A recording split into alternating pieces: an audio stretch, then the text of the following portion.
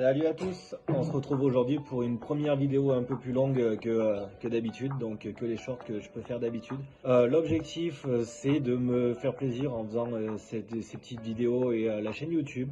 C'est absolument pas de flatter l'ego, de faire n'importe quoi, donc c'est me faire plaisir, laisser une petite trace derrière moi que je pourrais regarder dans 2, 3, 4, 5 ans, 10 ans.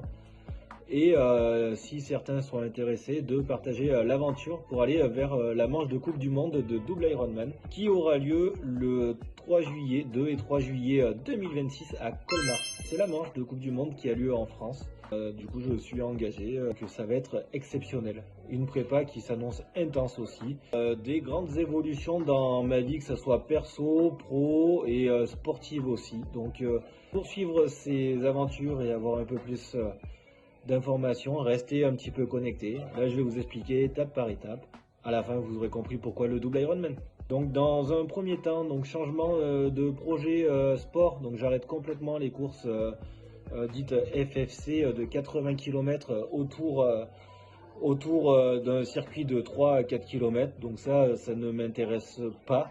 Ça ne m'intéresse plus après 20 ans de compétition. Et surtout, ça n'est pas très utile pour le gros objectif de l'année. Donc le gros objectif de l'année, rappelons-le, le double Iron, manche de Coupe du Monde. Ça va être 360 km sur le vélo, donc les accélérations tous les 2 minutes, ça ne me sert strictement à rien. Voilà. Sachant aussi que sur les 360 km, avant il y aura 3 km 8 de natation d'un Ironman x 2, donc soit 7 km 6. Et donc un marathon sur Ironman, mais là 2 marathons comme c'est un double. Donc pour la petite explication. Comment j'en suis arrivé là? Du coup, 20 ans de pratique de vélo, ça fait 3 ans environ que j'ai basculé sur le triathlon, toujours sur du longue distance, L ou XXL. Mon premier XXL s'est plutôt très bien passé, donc c'était il y a 3 ans maintenant, 2 ans et demi, parce que là on est au mois de décembre 2025. Je profite aussi de faire une vidéo longue parce que, faut avouer, je suis actuellement en cas de blessure, donc je suis à l'arrêt suite à un trail. Donc la vidéo est de décembre 2025. Mon premier run était de mai 2023 avec un temps de référence à 10h51. Pour une première expérience, j'étais très satisfait. Je pensais valoir moins de 11h, donc 10h51, j'étais très content. Beaucoup de choses à améliorer sur cette distance-là, on l'évoquera dans une autre vidéo. Ensuite, deuxième expérience sur le très longue distance, donc ça a été l'Ironman de Barcelone. L'Ironman de Barcelone, je visais moins de 10h30, donc pour améliorer de 20 minutes mon temps sur mon premier distance Ironman.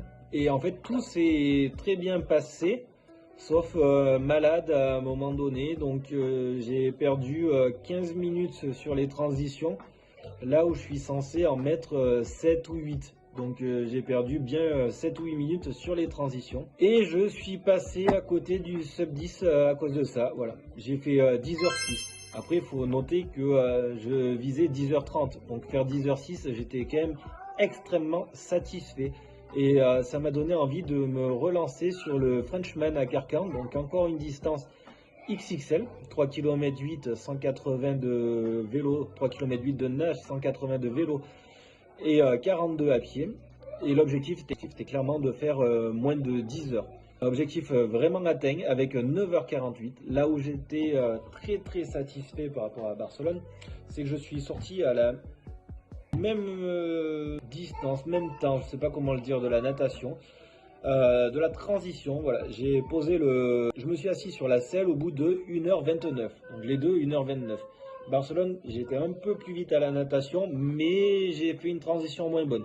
Carcan, j'ai été un peu plus loin à la natation, je suis sorti en 1h25 et quelques, mais j'ai mis que 3 minutes à la transition, donc là j'ai gagné un temps énorme. Concernant la partie vélo, donc Barcelone, des routes extrêmement belles, super larges, fermer la circulation, un rendement exceptionnel. Donc le vélo, très content aussi, j'avais fait 37,5 de moyenne à peu près. La course à pied, un marathon plutôt propre en 3h38, donc j'avais été content, malgré le fait d'être un peu malade, même beaucoup malade. Ouais, 10h06. À Carcan, c'est un peu différent. Donc oui, à Carcan, c'est un peu différent, les routes sont un peu moins de qualité, c'est un peu plus granuleux.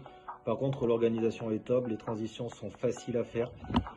J'ai gagné énormément de temps là-dessus, j'ai mis 3 minutes à la natte et je fais 16e temps sur 800 sur la transition entre vélo et course à pied, donc j'ai gagné un temps exceptionnel. Et un marathon en 3h23, donc natation identique, vélo identique, mais j'ai gagné un bon quart d'heure sur la partie course à pied.